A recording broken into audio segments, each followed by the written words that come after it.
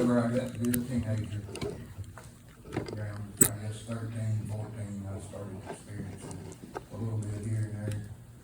I'm a Alabama fan, never been to Alabama game, but I did go to a couple Auburn games just to enjoy the drink on the way. Well, the drink, I just let it take over my life. I mean, it was from, I guess, 97, I think it was.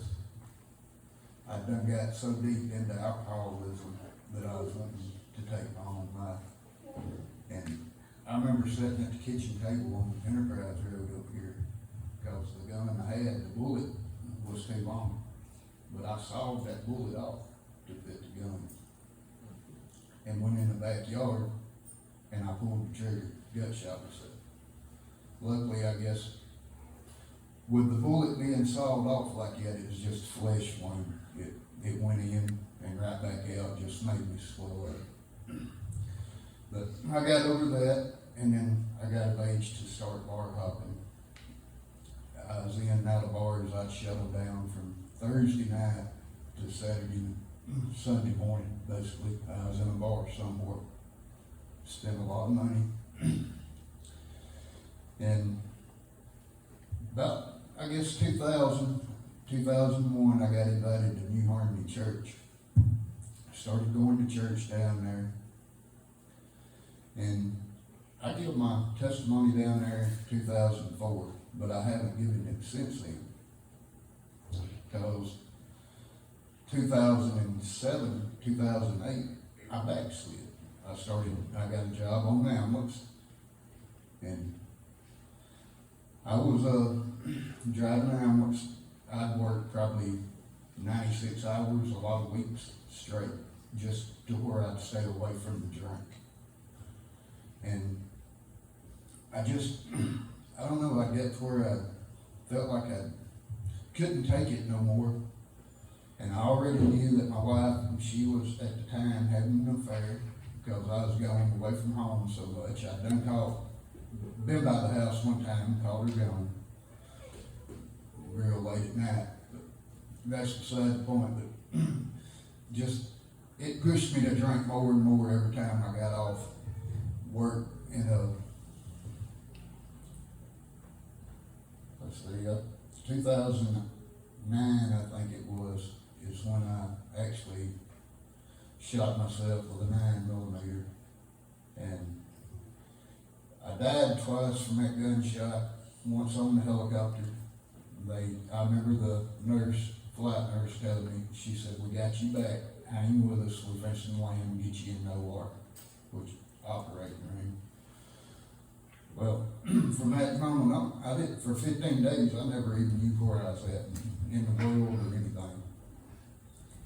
Because I was unconscious on the ventilator, but they said I died again on the operating table.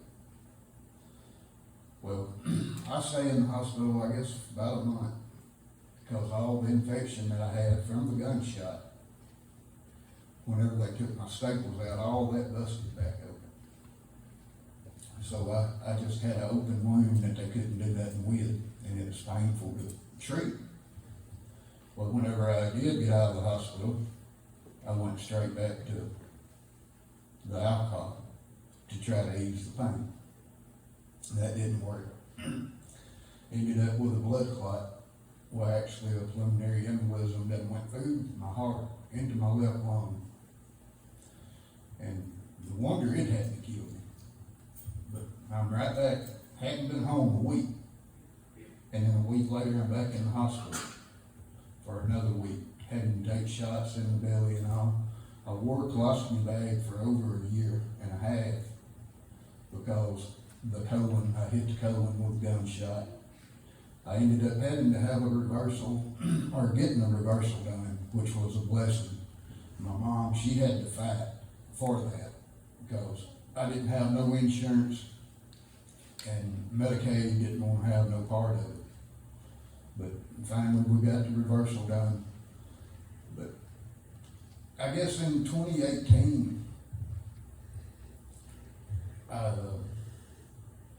Well, in 2009, I talked to God whenever I was laying there in the hospital bed. And it had took me that long, you know, to get to where I was at in my walk with him, about 10 years. And I was talking to him, well, whenever I got out, I went, like I said, back to the alcohol. Well, I followed that until 2018. But in 2018, it was like,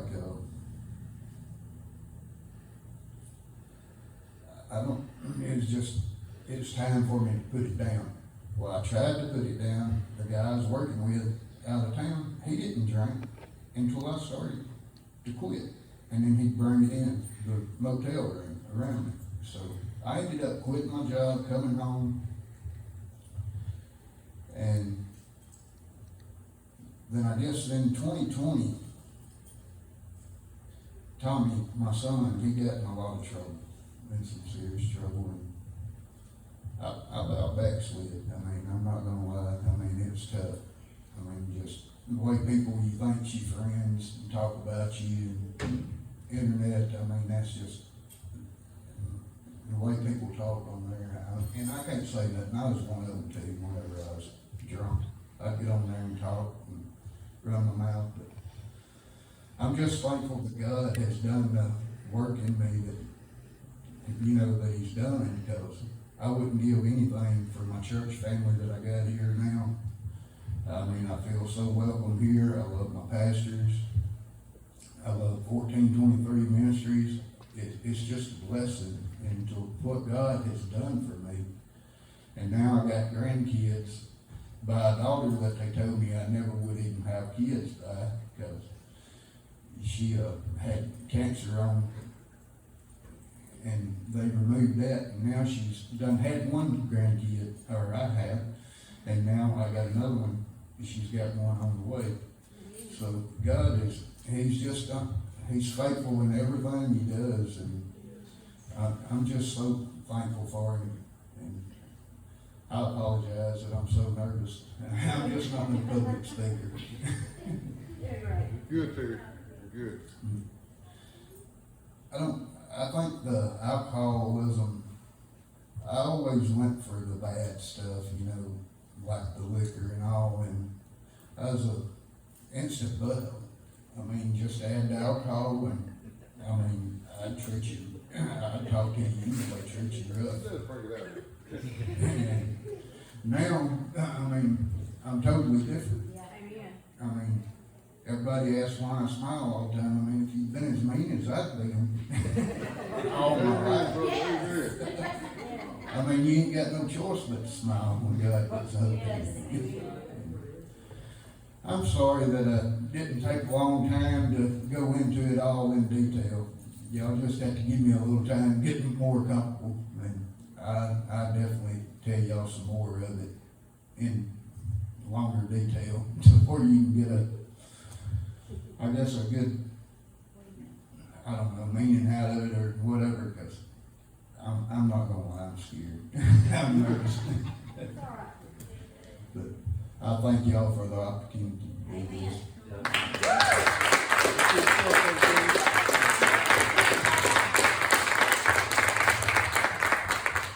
And I'm so thankful for a good testimony. You know, like, I was just thinking yesterday when we were at the Love Lady Center, and there was this girl, well, actually for the past 2 weeks, there's been several girls when we first come in. So we were like, we're in week 3. So the first week, this girl wanted to argue with me about the Lord giving you the desires of your heart, you know.